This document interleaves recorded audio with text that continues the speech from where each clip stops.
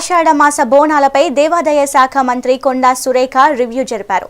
జంట నగరాల్లో మొత్తం 28 ఆలయాల్లో బోనాలు నిర్వహిస్తామన్నారు. ప్రభుత్వం నుంచి 20 కోట్ల రూపాయల బడ్జెట్ మాత్రమే వచ్చిందన్న ఆమె ఉన్న బడ్జెట్లోనే ఇబ్బందులు లేకుండా బోనాలు ఘనంగా జరపాలని కోరారు.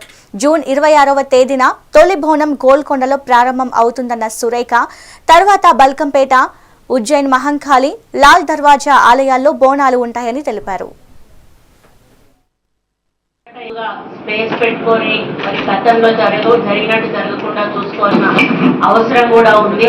అదేవిధంగా మరి ఎవరైతే జోగినీలు ఉన్నారో వాళ్ళకు ఒక ప్రత్యేక వే అనేది ఏర్పాటు చేయాలనేది వాళ్ళ యొక్క డిమాండ్ ఉండే.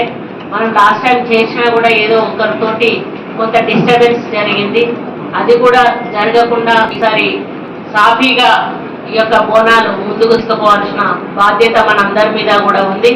కాబట్టి ఏదైతే షెడ్యూల్ ఇప్పుడు సెక్రటరీ గారు డెవలప్మెంట్ డిపార్ట్మెంట్ అంతా కూడా 1-4 సార్లు రివైజ్ చేసి అసలు పుష్కరాలు అనేవి ఇలా ఉంటాయా అనే విధంగా మేము ఏర్పాటు చేయడం జరిగింది.